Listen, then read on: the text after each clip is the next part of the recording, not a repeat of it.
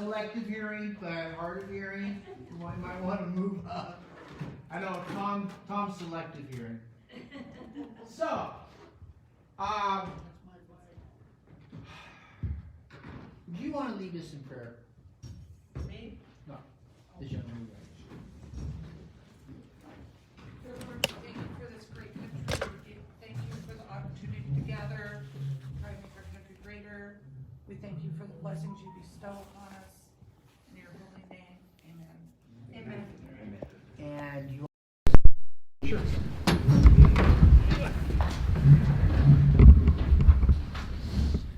I pledge allegiance to the flag of the United States of America and to the republic for which it stands, one nation, under God, indivisible, with liberty and justice for all. Thank you. Okay, I got a couple things I want to run over really fast because I've got Commissioner Adam Crum here to talk to you guys, and I know we're going to probably want to. It's probably going to take up the most. Also, I have a second guest speaker coming in from there we go. And Carol, before I do that, you want to do a Treasury report? Well, I don't want you to forget me. Okay, yeah, come on up and do a Treasury report before I get into their stuff. This their stuff.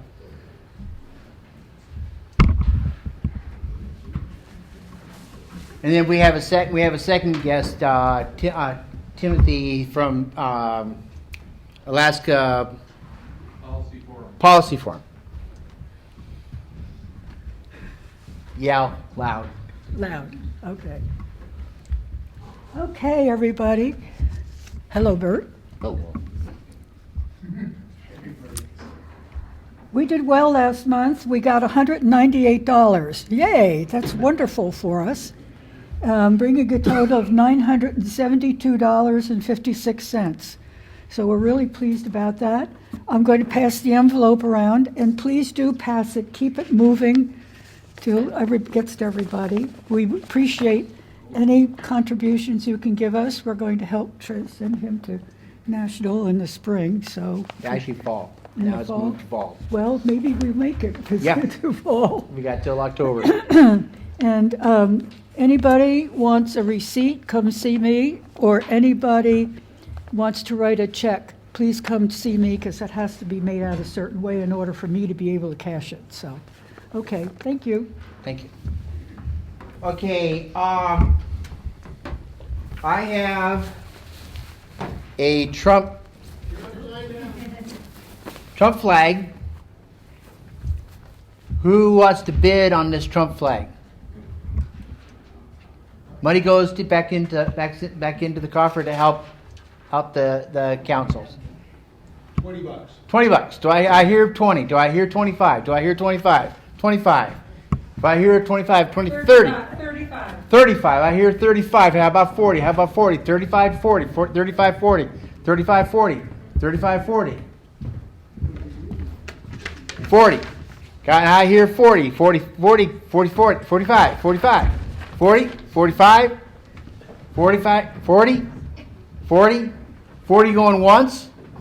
40 going twice. Sold. $40. Yay.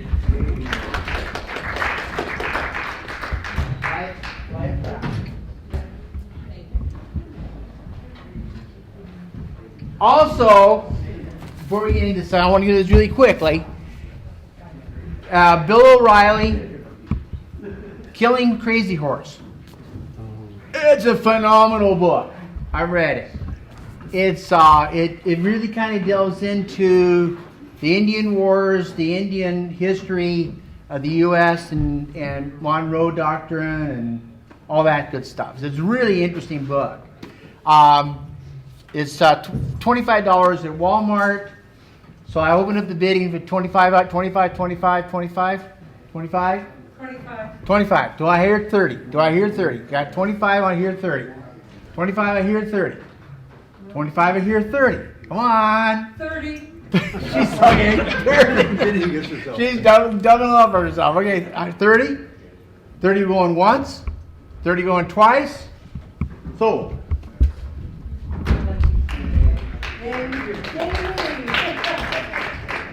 Okay. Now, before I turn Adam loose on y'all, or you onto Adam, got some updates on the China virus. First of all, anybody here have a problem with me calling it the China virus? No. Okay, thank you. It came from Wuhan. Okay. This is as of today's dashboard from the state. 54,282 cases. That's a cumulative from the start of this whole monstrosity to today. So you can figure a good portion of that 54,282 are now no longer have a problem, and they're well, and now they're immune. Vaccination series completed. That means the 2 shots, including myself and my wife. 54,739. That means a total immunity now to the China virus of 109,021. Out of a population of approximately 740,000, that brings us to 14.7% of the state, and we need, according to all the data, we need a 70 to 80% herd immunity, and we got this bad boy stopped dead in its tracks. So the state of Alaska is moving right along.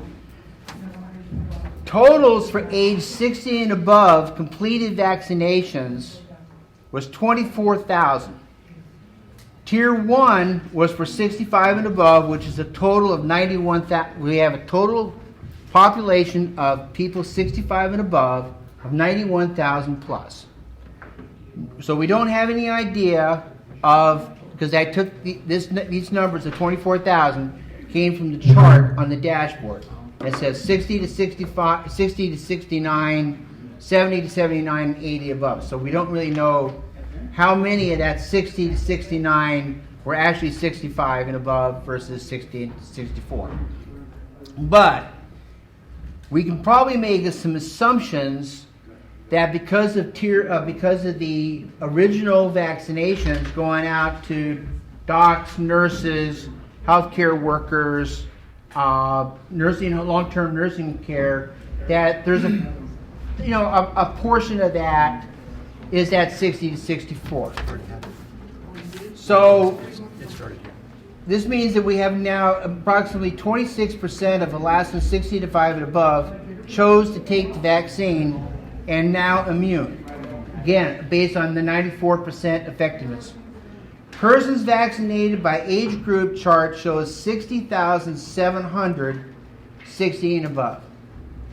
The dashboard does not indicate that this is inclusive of those with both vaccinations. That then is 66% vaccination percentage of 65 and above.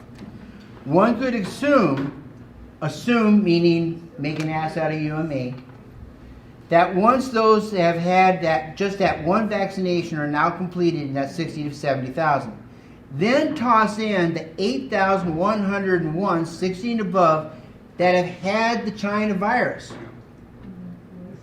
So that means that 32,101 are now immune, which means that mature Alaskans are within 35% of the 70 and above percent herd immunity goal.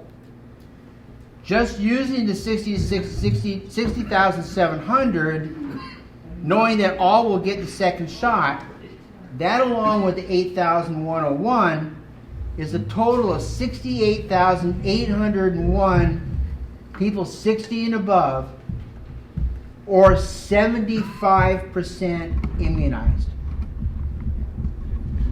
So once that batch that is waiting for a second, we're really rapidly approaching that 70. Is now in effect.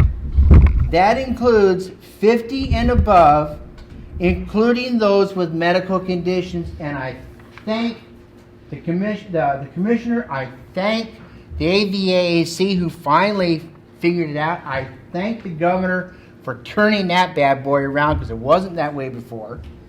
including with medical conditions, which realistically includes a vast majority of 60 to 64.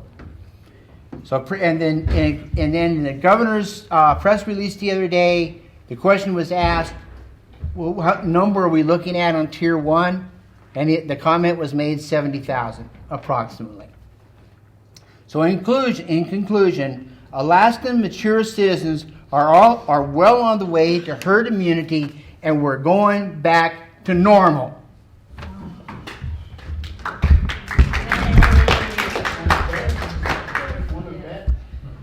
You have made, and I've heard the governor say this before, and I've heard Adam say it before, and I've heard Dr. Zink say it before, and I've heard other people say it before. Alaskans, we've made this happen. We are the number one in the nation for vaccinations. We're the number 2 or 3 when it comes to hospitalizations, death rates, cases. We're in that top. We have been leading the way to the United States. Now, will Biden listen to that? No. I doubt it. But we've done it right. And yes, it's been trials and tribulations on this is probably saying it mildly. And there's a lot of people that do not want to take the vaccine, and I get that. And the governor has said on multiple occasions, and Adam has said it, and everybody has said it, there is no mandate. Yeah. You choose to take it or not. There's a new Johnson & Johnson that's coming up.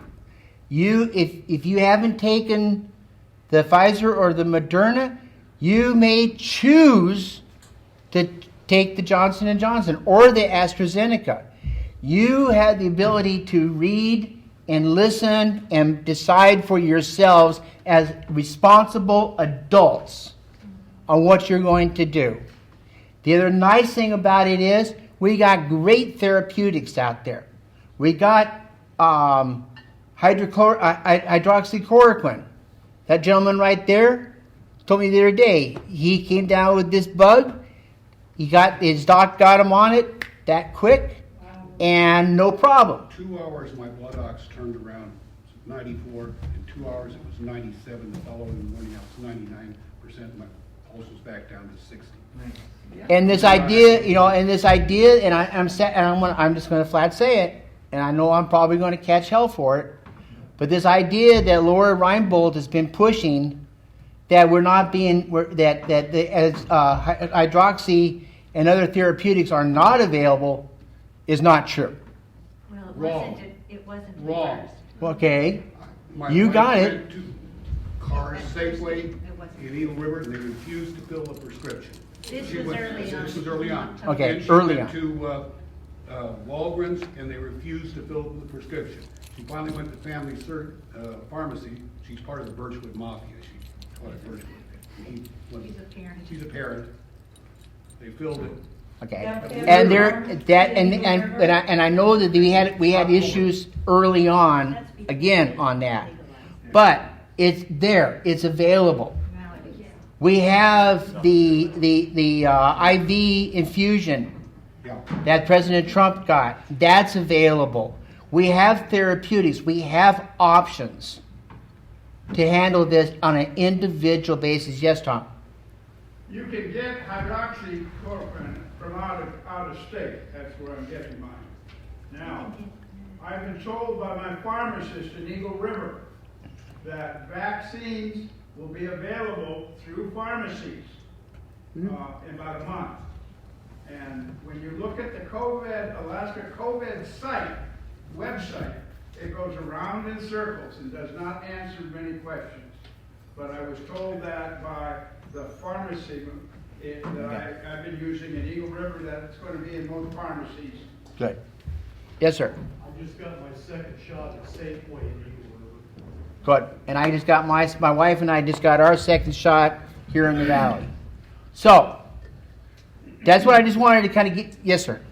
On on the hydroxychloroquine, Mm-hmm. the date was October 22nd of last year. Before we can. Okay. Before I got- Now the AMA has turned around and now they say it's wonderful. But as far as getting it brought in from out of state, it is not effective, from everything I've read, once you're into the disease. I was 2 days symptomatic. Now, if you're, they did the study with the VA, which was a disaster. Yeah, it was a disaster. Why? Because they were well into the disease. It doesn't work later on. Right. The Regeneron doesn't work later in the disease. So if you think you're getting it brought in from out of state, Get it when you quick. realize you're 2 days symptomatic, by the time it gets here, you might as well not have it. Okay, can I say You something to can plan that? in advance. That's your top. A friend of mine down in Soldotna, traveled to Texas, came home, got it. She called Frontline Doctors.org and did a teleconference. Yes, she had it. They prescribed, I can't say the word. Hydroxy. Yes. They prescribed that to her, and her husband and her sister-in-law, who all live in the same house. And within 48 hours, they had the medication in their homes. Lee, my friend that was sick, took it, and 2 days later, she was well. It's amazing. It's you know, so there's options out there. I'm not going to get into the lastly. I got to get VA giving, no, the VA. As far as shots go from the VA. Glad you asked. Okay, here's the latest word I got from the VA is they're giving shots at the VA in Anchorage. The VA here in the Valley, each doctor is supposed to be going through their patient list and then making a determination on who gets it first, second, third, fourth. We haven't heard anything. I have not gotten word one from the VA here. I just got an email the other day from the VA. There was somebody else that's starting it up. I think I can't remember exactly where, but the VA I got a phone call from J-Bear last week because I'm retired Air Force, and they said, do you want to make an appointment? So it's there. The VA, I'm not real thrilled with how they're handling this by any stretch of the imagination. I can just tell you this, from my personal opinion or my personal story, is I got my shot here outside of the VA on the 11th of last month, and the VA is still playing games. So, go ahead.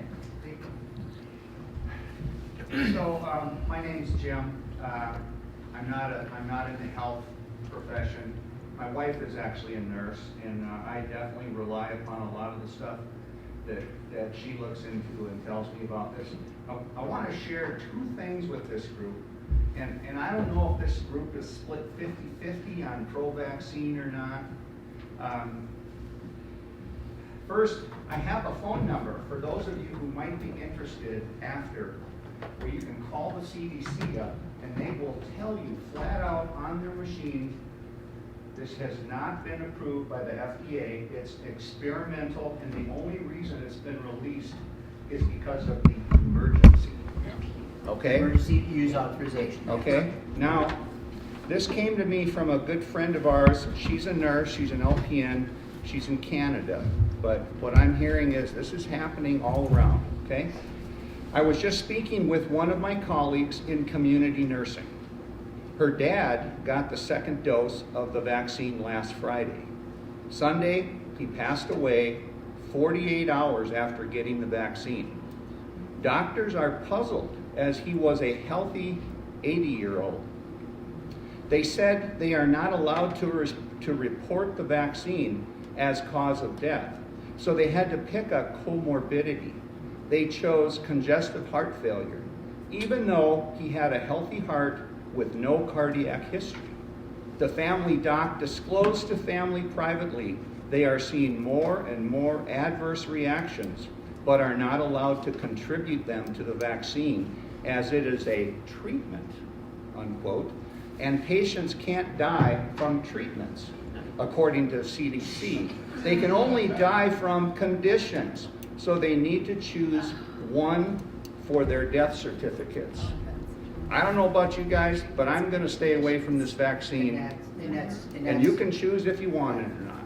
Okay? I gotta get Adam going here. One second.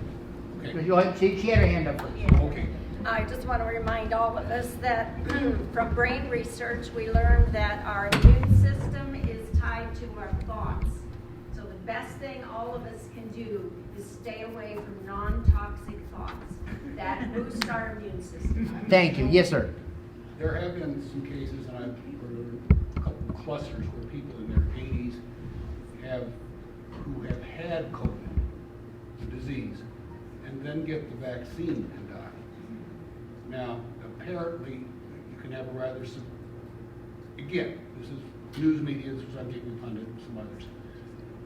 If you've had COVID, look carefully into getting the vaccine, at least close right away, because apparently it can give you a nasty reaction. Yeah, and I'm That's why hearing. I'm holding Yeah, off and on it. I'm hearing I'm the not anti-vax. right, and I'm hearing the same thing. 90 days at least. You can also get an immune test to see where you're sitting at it. Because Yeah. you're high immune, you don't want it. Because there's Carol, Carol, and we gotta get going. Well, I'm just following up on what he said. I was going to ask you originally. I have been unable to find statistics anywhere about reactions to the vaccine for people in our age group. I found none anywhere. And I'm very suspicious of it. And I refuse to get the vaccine until I find out what the heck is going on. Okay. What kind of reactions people are having. Okay, great. Adam Crum, Commissioner HSS. They're yours. Well, good morning, everybody. Thanks for having me. So, my name is Adam Crum. I'm Commissioner for the Department of Health and Social Services. To the gentleman, let's talk about hydroxychloroquine. So, items like that, they are not controlled by us at the state at all. It's available commercially. So, when you're working with healthcare professionals, they have their own professional licensing and boards. And so, if a pharmacist refuses to do that, that is at the pharmacist's discretion. So, there's no commercial control side from us when it comes to like hydroxychloroquine or ivermectin, anything like that. If it is available, it's between a patient and a provider. We have no say at the state. We don't want to get involved in that. The only therapeutics or treatments that come in that we have any control over is because they're shipped to us and then we make sure they get out the door. It would be items like the monoclonal antibodies and remdesivir. Those are the treatments and therapeutics. So they come into us because they're a scarce resource that's provided by the feds, and then we help to get them out the door. Anything else, apologize, you had trouble with the pharmacies trying to fill those. From our perspective, we are never going to get between that patient-provider relationship. Yes, sir. I was told about 3 months ago by my doctor and by the pharmacist that the state of Alaska was responsible for the hydroxychloroquine not being available. No, that's That false. was a lie, huh? Yeah, that's a false statement. So any item like that, because we don't want to. I don't want us to get in the way. Mike's known me for years. I am not somebody who wants to insert us into that process. We want the commercial private sector in order to do this, in order for items to come up and be through. So we don't even have enough staff in order to manage that. If we were doing like every therapeutic that came into the state, we would never be able to get it out the door. Thank you. But Adam, if a doctor has prescribed one of these and you take it to the pharmacy, why would they turn you down and say we won't? So that is pharmacists have their own license, right? So pharmacists as a healthcare professional, they work on their own level, and so that is a prerogative. We got it. We're back. Hey, look at that. Is that better? So that is a prerogative of a pharmacist in order to do that. I don't know if it's a corporate policy or an individual pharmacist policy in order for that to occur. But that is something, this is even outside of just these treatments, that can happen before. There can be an item that they question, and the pharmacist can actually reach back out to a provider saying, why are you prescribing this? But that is, again, a professional license aspect. Yes, sir. Good question. People want to get hydroxychloroquine. Again, work it out in advance. Talk to your doctor in advance. I assumed I was going to get this when it came out. When they talked about flattening the curve. They never said nobody was going to get it. As far as worrying about whether Medicaid or VA paid, my prescription for hydroxychloroquine was $10.22. You know, forget the VA. Get it. So those items of therapeutics, I just want to make sure folks understand that part. We're never going to get involved in that process. When it comes to the vaccines and the adverse reporting side, so this is an issue that I'm personally struggling with as well. So when you say, okay, you guys have published all of the cases, the deaths, all that stuff, that's the data that we have control. It's the data that is actually what's called mandatory reporting to us. Any infectious disease under standard public health statute under Title 18 has to come into us. So when it comes to cases of an infectious disease and or deaths and or long-term. So those are items that we have control over. Once the adverse reporting part, so this is the VAERS. This is the Vaccine Adverse Event Reporting System. It is controlled by the CDC and the FDA. Anybody, it does not have to be a healthcare provider. Anybody can log in, create an account, and actually post. So it doesn't even have to be a nurse. So if somebody, a family member, believes there was an adverse event, we are telling and we are messaging from our front when we do our weekly health echoes. If you believe there was something, it could be so much that you stood up too fast and got lightheaded, but that was immediately after a vaccine, report it. Add it to the system. And what they do is they go through and they actually do an investigation and it comes back to us. The problem is from our side, we don't have a dashboard of that, is because it's not our data to control. We have to get a report from them. And so we're trying to figure out a way to actually get healthcare providers perhaps to work with us a little bit more directly in the state to share. And so when it comes to items, particularly on the death certificate, there are 4 lines. There is the contributing factor and then there's 3 underlying factors. And so those are things that get added to it. So there was something that was reported, I'd like to correct, because we've said this earlier throughout the year. If somebody is in a car crash and dies from blunt force trauma, but they were also COVID positive would not be any contributing factor to that. It would not go on the death certificate. And it is the job of the attending physician in order to put that on there. And they actually come through, and when they go through, we have a section at the state called Health Analytics and Vital Records. They'll actually go through, and every death certificate that comes in, that's why you'll see these bulk ones over time. We've actually taken away COVID deaths over time. We said, no, that was not a contributing factor to that. And so that's how that works. And so I know it's this confusing underlying process, but it's not. Some folks, legislator, the medical examiner has nothing to do, like very, very few of any of the deaths actually get sent to the medical examiner in order for an autopsy. It is the attending physician at the time of death who signs the death certificates and adds those items. Yes, sir. Hey, are you able to tell us what role, how much force does the federal government have in mandating stuff to Alaska? Because... such as what? Well... I think in this day and age, a lot of us have just really lost trust in the government, okay? So we hear stories that, if the patient dies of COVID in our hospital, we get, I don't know, $20,000 or something. Yeah, so there is no COVID bonus. There is nothing that the never has been. There is nothing that gets paid for. It actually costs hospitals more money because there are caps on what insurance and the government payer system can actually pay for them to have a hospitalized COVID patient. That was set so it actually didn't hit the private market. And so there is no COVID bonus that is going into hospitals. And I know for a fact it's not occurring for the Medicaid system. If there is a different system set up, we look at that, but we're going to do our review of the annual financials from the hospital system in Alaska. But from our understanding, that is not the case. So, actually, Mike, I got an update for you. So he had mentioned the total vaccination rate of Alaska. So the VA and the DOD, they do not report to us. We have a system called VacTrack. So this is just standard. Anybody who gets an influenza vaccine, a TB, measles, mumps, rubella, we have this system as the state that we track this. The VA and the DOD do not have to report to us. And so their data goes back to the feds. And one of the best trackers that we actually use to see, what are these numbers, is the Bloomberg vaccination tracker. I try to stay off that website, but if you type in Bloomberg vaccination tracker, they actually do a good job of putting it together. We're at 24% of the population. So typically, if you look at our Alaska numbers, it would look like 19%, but the VA and the DOD, we find out well after the fact how many people and how many shots they're getting out the door. So that's a good thing. What we have seen from the vaccine, and there are a lot of questions with this, the mRNA technology has been around since 2002, was initially actually developed as a gene therapy tool for cancer treatment. It is different in the way it actually advents, and so they've had this technology, which actually is a lipid profile, and you have a specific spike protein that is inserted. It actually doesn't work inside of the cell. It happens in what's called the cytosol, and so it's a translation process and not a transcription process. And so it's a little bit different. Your body recognizes this. Your T cells or your memory cells of your immune system look at this and they identify it, and then the next time they see it, they beat the hell out of it and kill that virus. That's the goal of it. And so what we don't know is the long-term effects. But we do know for the immediate term, it has been effective. And so this Operation Warp Speed under President Trump, the goal of this was to measure efficacy against any symptomatic signs of the disease. So it was, when they say it's 94% effective of the efficacy, that means that actually 94% of everybody who got it didn't even show a symptom. That was the goal.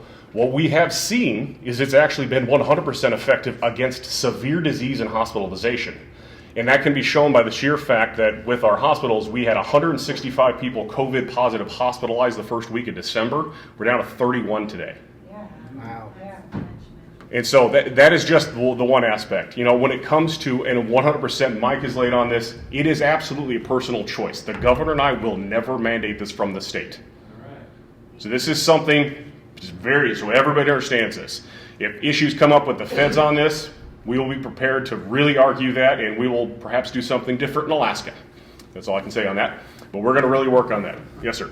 I've got a couple questions to go with this. One, after somebody's taken the vaccine, how can they prove that they've taken the vaccine? Are they given a card or something? Yes.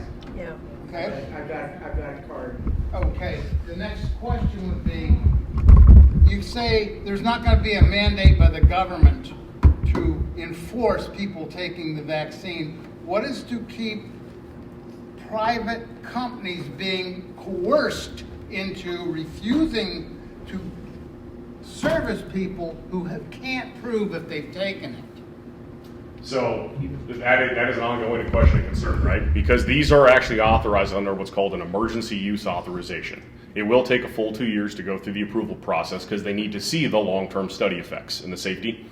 When it comes to our side, it is a question. From the government side, we look at this and say, we cannot mandate this. When it comes to the liability or the other issues from a private side, I don't know.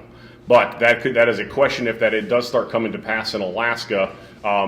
It's a question that we're bringing up to the governor. We're telling everybody we are not going to do this. We don't want to have a vaccine passport, right, which has been floated, for traveling purposes. We think that's kind of going the wrong way.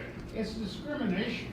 Okay, there's no difference with saying you can't fly on an airplane if you're black or Chinese or woman or fat or you haven't taken the vaccine, as far as I'm concerned. And I can't fly if the airline says you can't get on the airline unless you can prove you've taken the vaccine. They have removed my constitutional rights to move from one place to another as I choose. Okay? They are discriminating against the people if they do that. The government needs to say you can't do that the same way the government says you can't discriminate against somebody because of their age, their color, their race, their religion. I'm just throwing it out there, and there's a lot of people in this room need to understand that I don't know how many people here trust the government anymore. I'll tell you what, I don't. Zero work for it. I have zero. So, are you familiar with HIPAA, right? Yes, ma'am. And doesn't all of those papers we've been looking at for 15 years about HIPAA, and now how does this idea that it goes out the window if there's not? That is a fantastic question, and actually you would think that would provide a level of protection. So as far as those questions are going, we're trying to figure out how we actually all fall into this and what the state's response would be to this if it were ever to come to pass from the feds. And so that's one of those items that there's different hills, right? You look at that and you say, no, it is an individual's right to do this. I am a right to choose when it comes to treatment. I do believe in that. If anybody's at end of life, any treatment they'd like to do, go for it. Any treatment when it comes to something they believe will get them better, go for it. If you want to take the vaccine, go for it. But nobody's business is to know whether or not that has occurred. We've got an issue now with international travel, and it was proposed, I just read last night, I can't remember exactly what airline. Can you talk a little louder? I didn't know exactly which airline, which part of the travel, but they're saying you had to either prove of vaccination or be 90 days post-COVID. Okay, now I'm just putting it my own personal case here. I'm just over 90 days post-COVID. I really don't want to take the vaccine yet because of the reactions of people who have had COVID. We think now that it's at least 8 months protection. Again, nobody knows much longer because it hasn't been around that long. But the other problem we got on this, particularly here in Alaska, is that the only way in and out of this state, you can go on the ferry, you can go, and there you're going to go through Canada, most likely. You can go by the highway, which we can't go on now. They've essentially closed it off, or you can fly. And they're making it more difficult to fly. Now, essentially, we're kind of trapped here. I would encourage the governor's office to get the damn highway open. We need to talk to Canada. We built the damn highway. We've had some issues there with our Canadian neighbors. Yeah, we've had a number of letters and phone calls, and then it ultimately comes back to the premiers in each of the particular Northwest Territory. They agree with us; they're on board, but it's a federal decision that hit, and so we have been on numerous phone calls with the consulate, with Senator Sullivan, who is a big proponent of opening that back up. It's the importance of Alaskans' pathway. They've been extremely snarky and nasty when you're crossing the border. Yes. I have a friend who does exotic wood carving. He tried to bring in some wood from the lower 48. They wouldn't let it through. They said, well, you can't have spruce. Well, it wasn't spruce. Never mind. I got the same idiot treatment on one of the trips from Canada. Very intrusive, very snarky, very nasty. Personal, arrogant, everything you can imagine wrong with a government employee, I've seen on Canadian border people. Yeah, we've actually got a long list of that items, and we brought that up. The federal stance in Canada is that it's at each individual border crossing guard's discretion whether or not somebody can cross. Because they'll say, call the hotline, follow this information, and you'll get, okay, I'm going down for this reason, does you probably do this? And they'll say yes. So we really threw a heck of a fit last fall, for individuals who wanted to leave Alaska and stuff, because we didn't want people driving from here all the way to Beaver Creek, thinking that they were good to go and get turned around, which happened tremendously. So there was a number of exceptionally heated phone calls. We are trying to pound that rock as much as possible. Good. So when it comes to the air travel thing, so I talk with Alaska Airlines on a weekly basis. A talk of a vaccine passport with Alaska Airlines has never once been broached. So that has never actually been an item that Alaska Airlines has actually brought up. Good. And we will continue that conversation with them. Thank you. Any other quick? Yes, sir. Any data on booster shots? So, as of right now, we're finding out the length of time as we go. When you got to actually some of the studies of the individuals who first received the vaccines last summer, it is a rolling basis. And so as of now, we're hopeful that it's at least 12 months, possibly even 18 months, maybe even 2 years of benefit of protection. And so that is, it's going to be a rolling basis as that comes. And that's where they see the second shot actually does act as that long-term booster. You actually have quite a bit of immunity after the first shot. And so when we look at what's coming from the Johnson & Johnson with March, our allocation, so we previously as a state got 59,600 in February. We might be over the six-figure mark in March. And our goal as a state, and I said this, and they said, okay, where's the goalpost? I said, all we need under SB 56, which was the disaster extension bill, is this is just the authorities for us to actually allocate a scarce resource, which is provide the opportunity for people to get these therapeutics, the monoclonal antibodies, which have been fantastic. They have really been very beneficial in keeping people healthy, avoiding severe disease, and it's just making the vaccine available. So in Alaska, we have 730,000 people, but the vaccine's only approved for age 16 and up, and that's about 565,000 Alaskans. And so our goal is, when that is available and distributed, whatever the logistics are taken care of and they're out there, we're not even putting a number on shots in arms, because we have no idea what level Alaskans are going to take it. It's just that once it's available, then we're good, we've done our job. That is the goal of what we're trying to do. And so it's just to make that available, because we know it's worked on the severe hospitalization part. We want to keep people out of the hospital and protected, but if they choose not to, then we're good. And that is all we're working on. And that could be here in a matter of months. So what we're looking on from the state is we push this, as we know tomorrow, at the end of the day tomorrow, as the current disaster declaration is going to expire. We've done two things throughout this entire response. We try to be responsive and responsible. As soon as we got data that looked at, okay, where we were at, we as a state have changed course rapidly. Opened the businesses back up, and in May there was no more further restrictions on any businesses. We just simply had the travel testing, put infrastructure in place, and provided PPE and tried to do orders around the state. And so any municipality, though, particularly home rule, this is Anchorage, Juneau, Ketchikan, and Cordova, are the 4 home rule cities. They have local power and local control. And that is one of those issues to where you look at what's going on. We did not do a statewide mask mandate as a state. We know that Alaskans are an independent people, and we're better off saying, look, here's how you can help, here's the opportunity, but the second we would tell anybody to do it, we know that our compliance would drop. And that was absolutely, the governor's like, I am not going to tell everyone to do this. And so it worked out. We actually had steady numbers. We had a slow burn across the board. We've been able to keep it, we're at our total death as listed, whether or not you believe it or not, is 280, which is tremendous when you compare it to every other state. We have the lowest what's called case fatality rate, which means the number of people that have had COVID that have passed away. And at least tied to that, we are the lowest in the country by far on the case fatality rate. So that's a good thing. So that's what we're working with. As this disaster declaration expires, our ability to stand up what's called mass vaccination clinics or point of dispensing units. Those have been events at the Alaska Airlines Center. Raven Hall, I think, has had 1 or 2. Just open events. If anybody wants to go who's eligible to get the vaccine, wants to, making it easy. That's the kind of stuff that is going to get a little bit more difficult for us to do because of procurement rules. Really, what the powers under AS-26, which is the Alaska Disaster Act, allow us to flatten procurement, to do a rapid procurement, to hire a health contractor in order to get something up. If it's a long-term contract is needed, we can then put it out for a competitive RFP while the service is concurrently being provided. It allows us to allocate a scarce resource, which is actually saying, here's an eligibility criteria. We were the first state in the country to put forward, we need to protect age 65 and older. Those are 50% of our hospitalizations and 70% of the deaths. They need access to the vaccine. If they want to take it, good. Give them first shot at that, because we know our population was 96,000 people.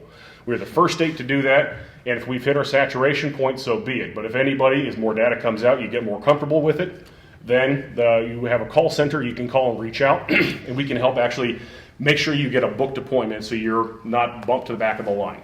Adam, because you were at the committee hearing when it was brought up. The Department of Administration has the ability, apparently, to do an emergency procurement. Yeah, so that Can you speak to that? Because I think that has a big impact on what's what going that on. is actually, they can say yes in emergency concurrently. So Alaska's weird in the fact that we have a very tight statutory authority, which is good in a lot of ways. We only have the ability of what's called the Disaster Act. We have no public health emergency powers. Every other state has both public health emergency powers and a disaster powers. And so it's something separate. And so in Alaska, as Commissioner of Health and Social Services, I have to certify a pending public health emergency, and then the governor at the next step declares a declaration. The Department of Administration also would say there is an emergency. Here's how we flatten the procurement code. It's tied to it, so it's not a standalone item. But it's tied to it. Yes, and so that'll actually be addressed on Monday. I've got Senate Finance. Okay. And so we'll bring that up. And so it's little items like that. So we're just going to try to find a way. So one thing the governor wants everyone to know is we're not going away. We have no more authority to do these things rapidly. We're going to try to stand up as much as possible. It's going to get a little bit slower when it comes to the response side. And as far as the logistics of moving vaccines around, we still have what's called an in-place community distribution plan, which Department of Law says we have statutory authority to at least do for one more go-around, which means that the next couple weeks we'll still be able to ship a little bit. But when it comes to March timeframe, we're not entirely sure if we actually have the ability to move the vaccine from our departmental warehouse after we get it from the feds out into community. Because there's a lot of issues tied to that, right? The second that we give it to one community, so we've been doing what's called a pro rata basis, which is we estimate the number of eligible people in each group, and they get a percent that matches that population around the region. Well, the second we continue to do that, certain groups may sue us and say, well, we have more people here that need this, and they can actually sue us in order to get more, and the things get tied up in the process. So this is kind of weird little aspect that we're trying to navigate out. All we want to do is make it available. You can take it if you want it. That is our step. Is there anything else on the COVID and the vaccine side? Yes, sir. I have a son who's a pilot for a major airline, and I think it's interesting that he received a letter from the company that said they highly recommended, the FAA was highly recommending to pilots, commercial pilots, to not get the vaccine because they may lose their medical. Oh, man. Really? I had not heard that. It's interesting. Did they say why? I didn't read this. My son told me this. I did not read the letter. Okay. I'll work to see if I get a copy of that. That's interesting. So another big item that we were working at Health and Social Services is the governor initiated what's called an executive order. He announced this right before Christmas to restructure the department into 2 departments. So this department that I run is the biggest in the state. It's 3,500 employees. It's almost $4 billion in the statewide budget. I have 2 deputy commissioners, a handful of policy staff, and then that many staff underneath. So when you look at that, that's not an efficient way to actually run any operation because you're going to have a lot of leakage. You have what's called institutional inertia, groups that just exist and continue to roll on, and then over time added services get put on top of that because no one's looking at it. And so part of my job when the governor brought me on was to look at what is the best way to provide services to Alaskans and the best way to manage this department. And so we looked and evaluated, talked with staff, and I actually got input from, we said, you know what, the best way, we need to break this up. So I wouldn't say this in committee, but we're cutting the sandwich in half. That's it. The divisions as they exist now will exist, the same leadership, the same staff. We're inserting what's called a commissioner's office staff. And so we'll announce it this week, but all it is 13 positions. That is all added to it. You put that into what I just proposed in the governor's budget this last fall, cutting 150 positions. And so with what we've got from the FY21 budget, what we have actually our management plan is to what's going to be our governor's reorg budget. It's actually cheaper still because of the efficiencies we've been able to do. We've been able to prove this in a couple different divisions. Division of Public Assistance, which is the kind of point of entry of anybody for any assistance programs. This is SNAP benefits, senior benefits, general relief. This is coming in for heating assistance. Anything like that, you have to go through them. Well, when I first walked in to this building, I walked in the Wasilla office my first week on the job. They had this storeroom of 1,400 square feet full of filing cabinets with banker's boxes stacked on top to the ceiling. And I had to watch a team of people going through a banker's box, going through stuff, and I said, why don't you just use a scanner? And they laughed and kind of cried a little bit. Well, you had mentioned HIPAA. HIPAA limits a lot of stuff on what we also have to do with also the state IT systems. And so put forward a project on that, and we pushed that through. It took some time to get that implemented. Now we have what's called electronic document management system, to where an individual, let's say John Smith, comes in, and John Smith has applied for different programs over the years. All of his information is aggregated in one spot. So if he calls for a re-up, he doesn't have to resend all of his information. He may just have to update it. The staff member can find it, so we are getting answers to people so much faster. They're finding out yes or no on eligibility. And so when we took over, we actually had a backlog of 14,000 people with an average wait time of 100 days before they got an answer. Wow. Now we have 500 people, and it's 3.5 days. That took a ton of effort and support from the commissioner's office and staff. I reinserted new leadership, training models, and items like this. And because of that, we were able to provide better level of service. And we put forward a massive $9 or $10 million budget reduction this year, and 120 staff just from that one division, just through attrition. This isn't individuals losing their jobs. These are just unfilled positions that we don't need anymore because we're doing a better job at what we do. Alaskans are getting answers faster. So just by doing that, we can actually show this, and that is the benefit of, with 10 divisions underneath me, there is not enough time in the day to do that at all 10 divisions. With a new commissioner staff, which is just going to be a commissioner, current deputy commissioner slides over, a couple policy staff underneath that, they're able to work and address a number of issues. So what we're proposing is the 24/7 facilities that we have. So this is juvenile justice. We've got 6 facilities around the state. The Alaska Psychiatric Institute, the Pioneer Homes, and Office of Children's Services slide away to what's called the Department of Family and Community Services. they will be removed from the Medicaid conversation. Medicaid is the biggest budget driver of the state. And so by removing OCS and API from the conversation, myself and my team can focus on the Medicaid side. Because I'm going to throw a number out at you. Between $35 and $45 million a week is our Medicaid check write. So when you see a number about Medicaid and you see that it's, almost $2 billion, that's abstract.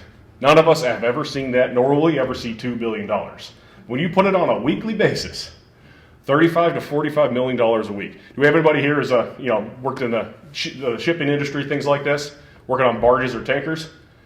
The ability to actually turn something just a little bit that massive is huge gains over the long haul. So if I can do a fraction of a percent improvement over the programs, we will actually gain long-term benefits. And so that is part of the goal of what we're proposing. On the other side of the house, Adam, since Pioneer Home is part of this move, yep. Does the Pioneer Home, so I take it that they don't use Medicaid in the Pioneer Home? So Pioneer Home bills against it a little bit, but it's the same operation. So Okay. essentially, anybody who uses any department or any division under Health and Social Services will still do so as of July 1st. It's going to be the same. The goal is to improve those processes over time to where there is no wrong door. That you go to one division for service and they can automatically refer you to the others to get your information aggregated so it's easier on Alaskans. And so we can never make those level of improvements if we stay in the status quo. We're just going to continue to grow. Remember the movie The Blob from the 50s? It just grew and ran over everything. That is what Health and Social Services is. It has grown so much. When Murkowski, not that long ago, Governor Frank Murkowski, in the early 2000s, the Medicaid budget was only $800 million. It has grown that much in less than 20 years. Yes, sir. I have a question. Why hasn't the state thought about sending some of our young people to nursing school, physician school, paying for their college, and then giving back so many years to community health to decrease that Medicaid budget? Because that would do that significantly. So we actually have programs in place through the WWAMI program, the Washington, Wyoming, Alaska, Montana, and Idaho, to get actually Alaskans enrolled in the med school at University of Washington. They actually do part of their studies here, and if they come back into Alaska, they actually serve in Alaska. They actually get a lot of their school day gets taken back. There's another program called the SHARPS program, which actually recruits health professionals to come into Alaska and provide service and helps with their loan repayment over time. It's a standalone funding source, which has been successful with that. Because you're correct, we need more healthcare professionals in Alaska because as of right now, Anchorage pays 65% more than the average in the United States for healthcare. And so with parity rates, if we can actually slow down the growth of Medicaid, it actually keeps it cheaper for the private health market as well. And so these part of these long-term goals that we're trying to do, because it's not just Medicaid. We use Medicaid because it is the 600-pound gorilla. It dominates everything else. It can do what it wants. But we can get it to where it's actually going to control and help everybody else throughout the board. So you're doing that for physicians, but how about nurses? Yeah, the SHARPS. Psychologists? Yep, that does have the SHARPS program, sir. Yes, ma'am. I'm going to refer back to what you were saying about getting better, quicker responses. I submitted my renewal application for senior benefits on December 2nd. I have yet to hear from anybody. I have not received any payments. I haven't heard anything about whether I've been renewed or not renewed. Nothing since December 2nd. Well, I'd like to, after this, if you could give your name and your email right down on a piece of paper for me, I'll get you a response. I'm sorry for that. And so the number of people, hundreds of thousands of Alaskans serving in, but again, we have improved, but we're not doing the best we can, are we? And that's part of the goal of what we're putting forward. Yes, sir. And on the other side of the house, with Children's Services, that group needs a lot of time and attention. It's an incredibly difficult job, and we have a turnover rate, this is going to blow your mind, of our caseworkers, 47% in the last fiscal year. At any one time, we have 56 caseworker positions that are vacant. And so there is a cost that is actually typically added to this, and so you use national data from Casey Family Foundations. It says any vacant caseworker positions in child welfare or child protective services is costs on top of that in order to replace between 30% and 200% of that salary. Because data shows that if you have high turnover rates in those positions, kids stay in the system longer, families don't come back together, and there's other long-term costs associated with this. We have got to get better. Yep, and so this is the goal. With that group, and here's the cost. That cost is $12 million is our cost of that vacancy turnover a year. And so, long-term, the new commissioner and his staff can really, really focus on those items, and you will see immediate turnaround both in cost savings, employee morale turn up, and better for the kids. That's Tammy Wilson? No, so Tammy works as a special assistant helping us, and so, yeah, so no, we haven't actually identified who's going to be the new commissioner. Okay. That's on the governor's prerogative. He actually cannot name somebody until the Yes, sir. A lot of times we see these issues and nobody looks to say, what is the cause? Don't treat the symptom, find out what the cause is. If there's a turnover rate that high, there's a cause for that. Yeah. And until that cause is addressed, it's not going to go away. Agreed, which is why we're doing what we're doing. It's too important to not actually find that out to get better at that. And so when I first took over this job, I had public assistance, which I told you about, that 14,000 backlog. I had Alaska Psychiatric Institute that was quite literally on the threat of closing its doors. They were losing accreditation from Centers for Medicaid and Medicare Services and the Joint Commission. They could no longer operate as a licensed hospital. And if we fail that, because if you've been around Alaska long enough, there was actually the massive mental health trust settlement suit that said the state is obligated to provide these services. If we fail to do that, then a judge in a lawsuit could come and do what's called a consent decree. This happened in the state of Washington just 4 years ago. $50,000 a day fines for failing to have an operating psychiatric hospital. And so we came in, and that was a massive fire, and we were able to bring in a management company to help get us in line. So now we're at the highest census count we have been in years. We're not perfect yet, it's got more to go. We have a fully functioning governing body, meaning we've got both public advocates and healthcare providers that are involved in the hiring process as we improve that system of care. And then on top of that, we've got COVID. And that has dominated most of my job for the last year, with 70-some% as this came out. So there was a ton of federal funds came in, which, whatever your thoughts are on that, we tried to do as much as possible in a fiscally conservative way to make sure that everybody who was granted money from us could show a business case on that, and we did it in a prudent manner. And so that was something that we had to work with. But that is why we can't figure out, I don't have the time and the staff as we look at this to figure out why is OCS having these issues. And we know we need to do better at that, and which is why by separating from this conversation, they'll be separated from public health and from Medicaid. That commissioner team and staff, that's part of what their goal is. The governor's going to say, this person needs to figure out how do we get this better because we have to. Turns into a moral imperative to get it better for the kids, to keep our families together and stronger. Yes, ma'am. I have a question about where would I go to get real answers about things like this? This is one of the things that I've heard, that the Marine Highway, which was shut down way before COVID, has gotten huge amounts of money to restart, COVID money to restart.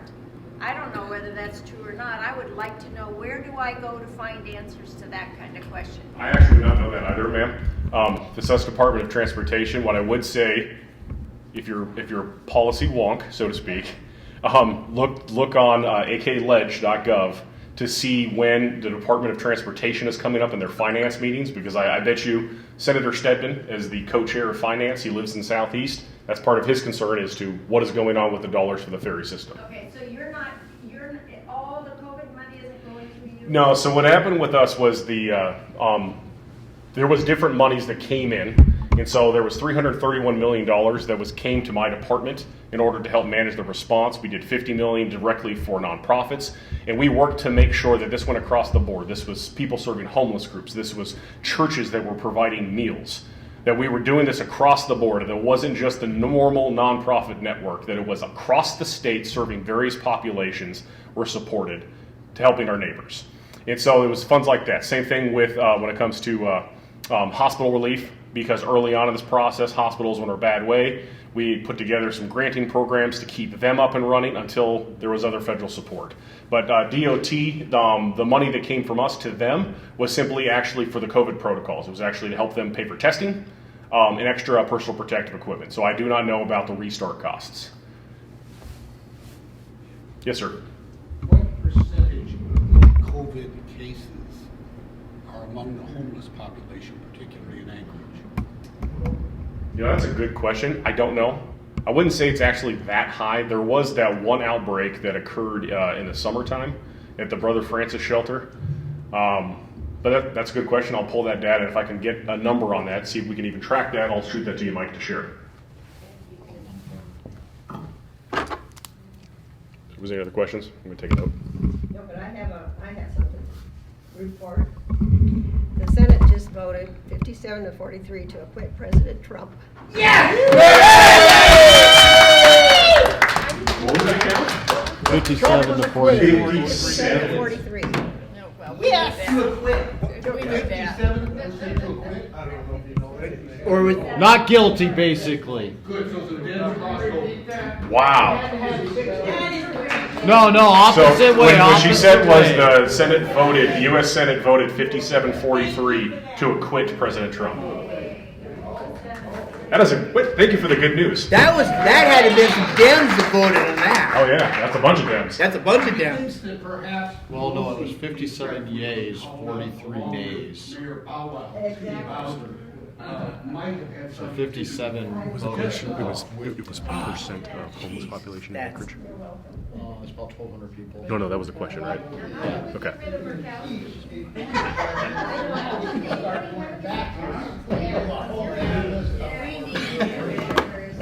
numbers they've thrown out about 33%. Yeah.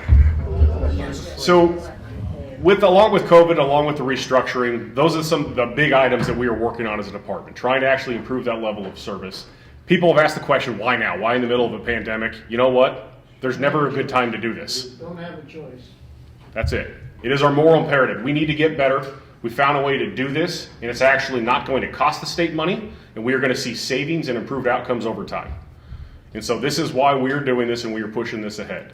And so what's going to happen over the next process, it's unique because the framers of the Alaska Constitution specifically put this authority in for the executive branch. It said that it's the governor's prerogative to reorganize the executive branch in any way he sees fit for efficiencies. And so he puts forward this executive order, and what it does is actually just simply points to current statutory authority. So anything that references anything for Medicaid, anything that references OCS, it literally goes line by line. You cross out Health and Social Services, and you put in the name of the correct department. What it does is it was submitted as a message to the legislature, to the Senate the day after they organized, and they have 60 days to come together in a joint session to vote it down. So they do not have to approve it. If they fail to vote it down, it comes into action. And so this is something that we're moving ahead. We will have some conversations this week with Senate Finance on Thursday and then again on Friday for a budget subcommittee to address some of those concerns because the governor's amended budget will be coming out.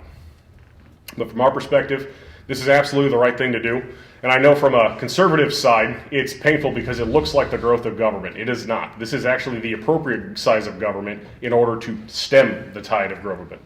It's this weird kind of nebulous thing. When you look at what's gone on, we failed to do this. It's going to continue growing just like the blob, eating everything in its path. We have got to get better at this because the long-term costs are going to actually see. We know what happens with ACEs, right? This is whatever happens, the terrible stuff with kids over time, long-term, they have more chronic health issues. What's driving the Medicaid budget is chronic health issues. And so we keep families together and stronger, do better by our kids, take care of the kids who really need help. And actually, over time, we are going to see those savings pay off on the Medicaid side. Yes, sir. So, as voters, how do we vote? So on this side, this is you reach out to your legislator and let them know your thoughts on this. To let them know, you know what, you support this or you don't support this, and this is their side on this, because this is a specific constitutional power to the governor. So we shouldn't vote for liberals, we should vote for conservatives? Yeah. What do you vote for? Oh, you're talking about not currently. You're not on this issue. You're talking in general. In general. Oh.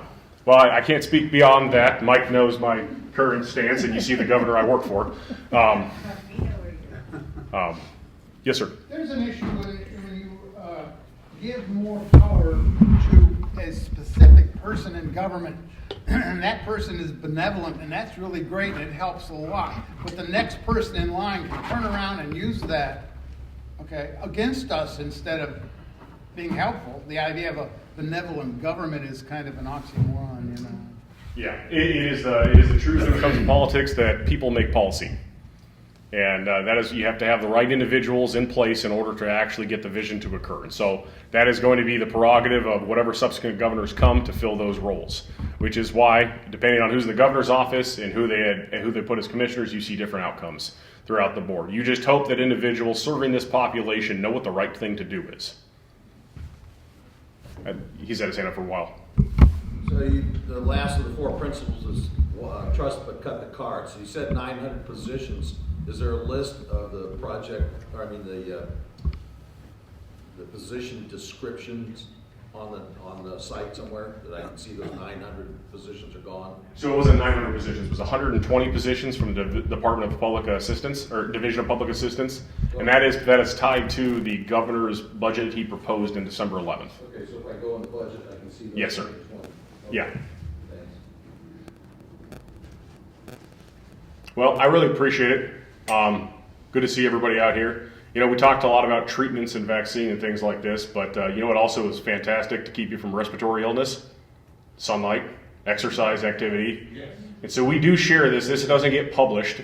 We can't control what the newspapers put out there, but on a weekly basis, we actually talk about preventative measures, prophylactic, so to speak, is vitamin D, zinc, and sunlight. And to get that out there in the activity level is how you actually do this. And those are the things that really trim down your respiratory illness. This is just for common cold in general. And so those are items that we actually do talk about on our echoes to healthcare providers and to the general public. This is this weekly Zoom calls that we do throughout the week. Never does make the news, and so people get mad at us for not blasting this. And so I've told my team we start putting up a little bit more on social media to share and reiterate. So we've got blog posts saying the benefits of vitamin D and the studies behind that. So letting everybody know that it's not just one solution, and overall being healthy, and I appreciated your comments earlier. That is very true. If you want to get better, and mentally it's a huge part of it. Yes, ma'am. I just have to ask this. You're pretty young. How do you know about the blob? Please tell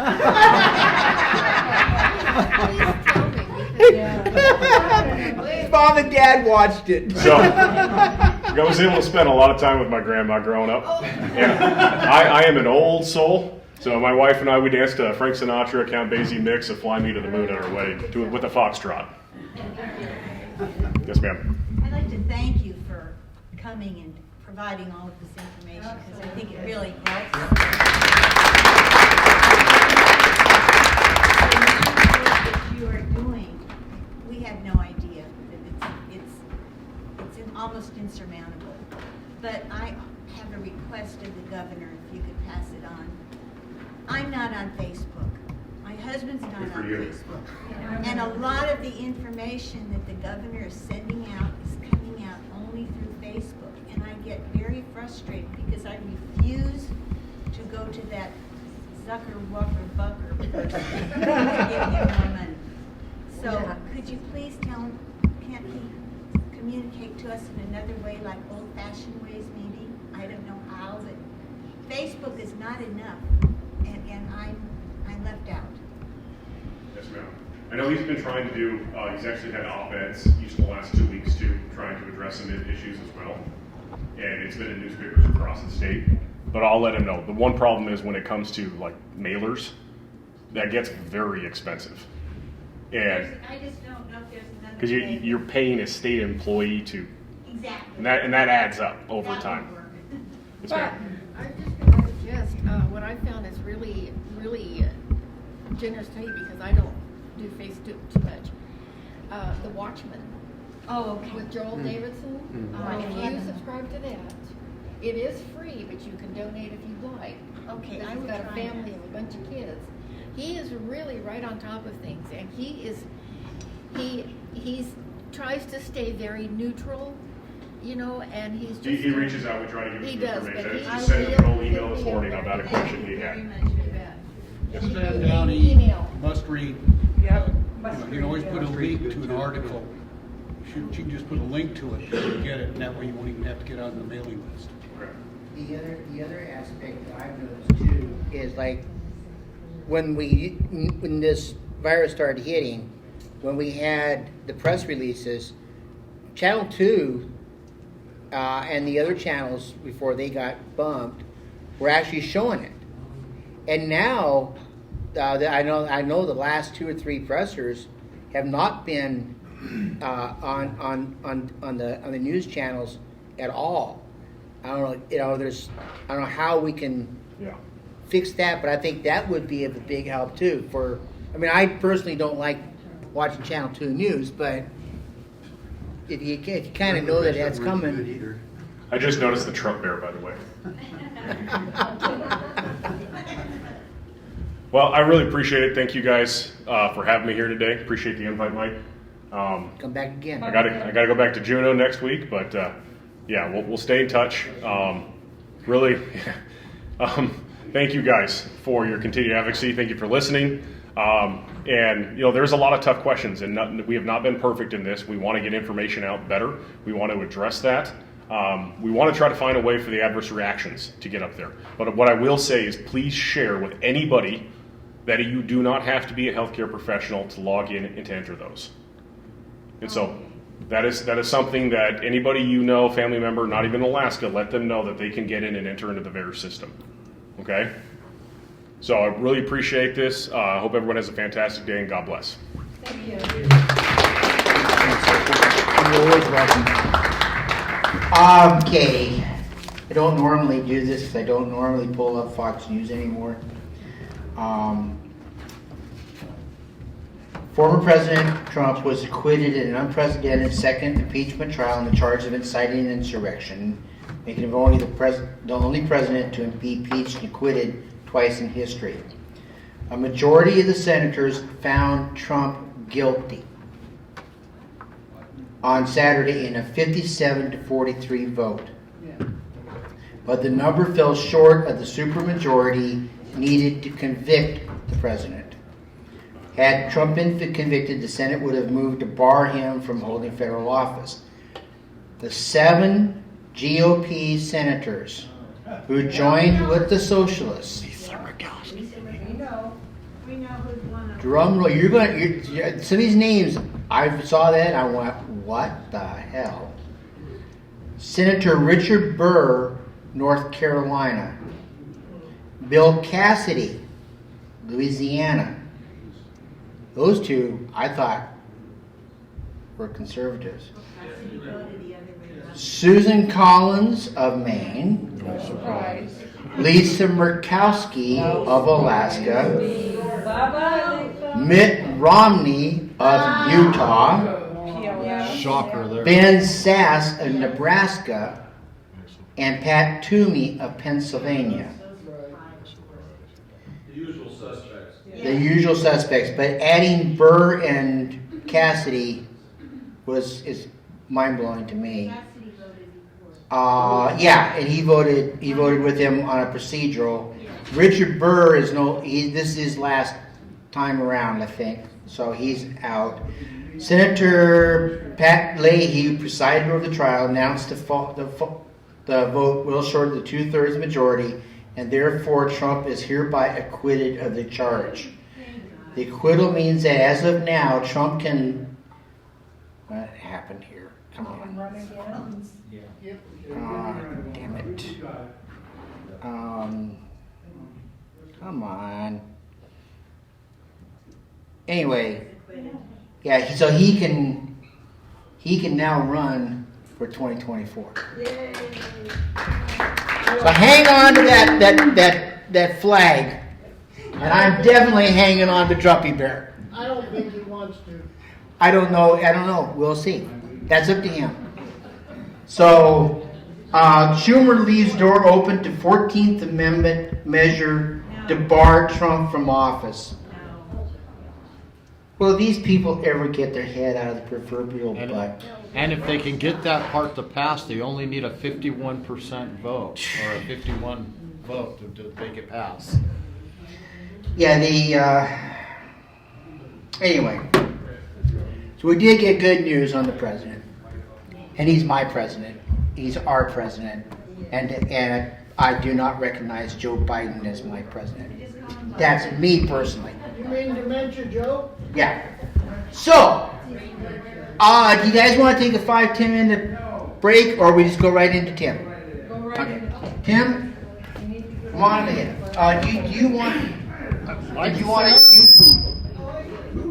Did you want hooked up to the TV? I would like to. Yeah. If you can. Let's take a 10-minute break. Do as fast as we can. We're gonna get him up to speed. Oh. Alrighty, those.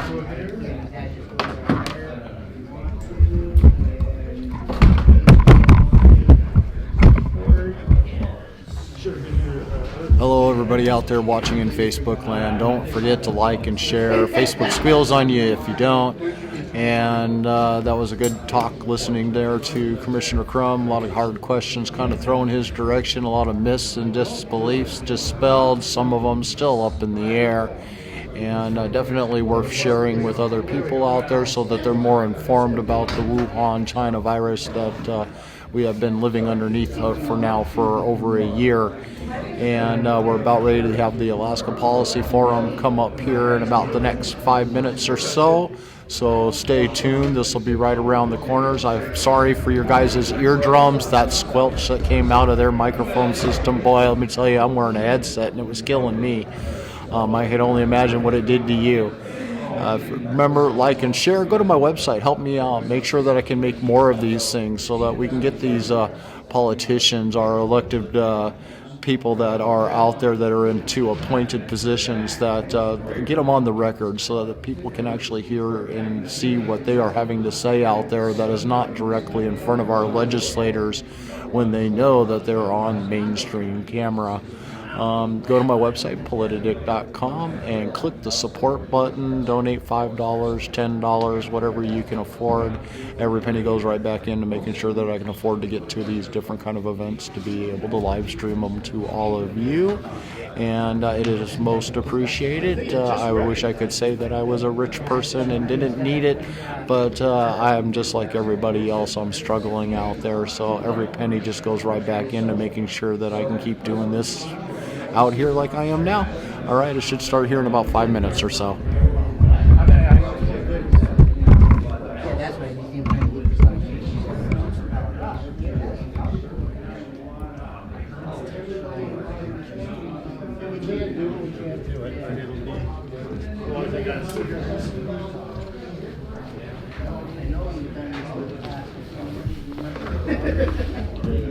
Chuck usually here he has the same speed.